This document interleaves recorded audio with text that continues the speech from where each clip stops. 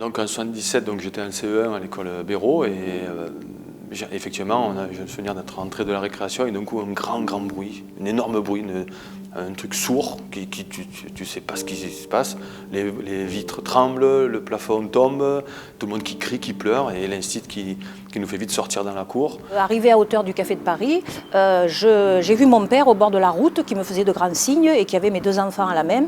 Et il m'a dit, Ruggieri a explosé, Ruggieri a explosé. En 1977, l'explosion était beaucoup plus importante qu'en 1973, ce qui fait qu'il y a eu même des dégâts au centre scolaire qui est pas loin de l'usine là. Il y a des enfants, des élèves qui ont été blessés par des brilles de verre. Et heureusement qu'on était en récréation, parce que si on n'avait pas été en récréation à ce moment-là, les vitres avaient été soufflées, le radiateur était tombé dans la classe, il y aurait eu d'énormes dégâts humains. Je me rappelle que mon père me racontait qu'il y avait des blessés très très graves, dont certains sont décédés. C'était quelque chose d'assez horrible à voir. Bon, lui avait connu la guerre, il me disait que c'était un petit peu ce ressenti de tous ces corps, enfin, ces gens meurtris dans leur chair.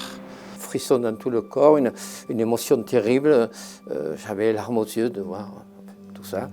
Et à moi-même, je me suis dit que ça devait arriver. Je n'ai pas vécu la guerre, hein. Je ne sais pas comment c'était, mais là, c'était vraiment fort. Hein. Ah oui, c'était impressionnant. C'était l'apocalypse, c'était impressionnant. Hein.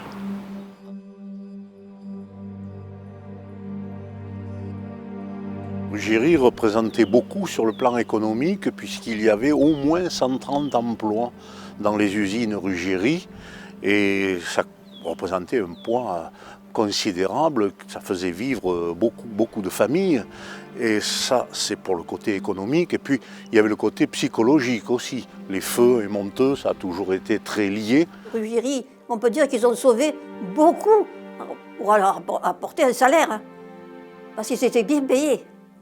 Moi je sais que j'en avais qui venaient donner leur sang et ils me disaient oh là là, vous savez, on travaille là parce que vraiment on en a besoin, parce qu'on a toujours peur de sauter. Malheureusement, il y en a quelques-uns qui ont sauté. Mais il y en a combien qui ont gagné leur vie?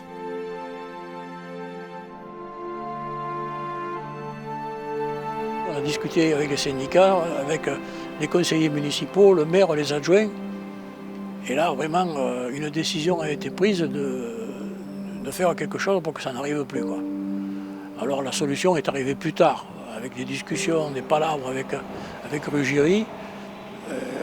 On est arrivé à décider que l'usine se ferait dans les confines.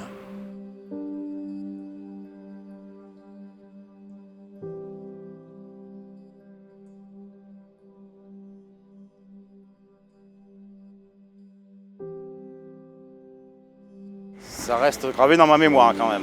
Étant adolescent, ça m'a quand même marqué.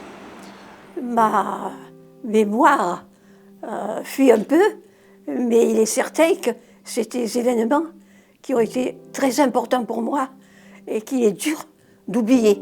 D'ailleurs, je pense que ça, on ne l'oublie jamais.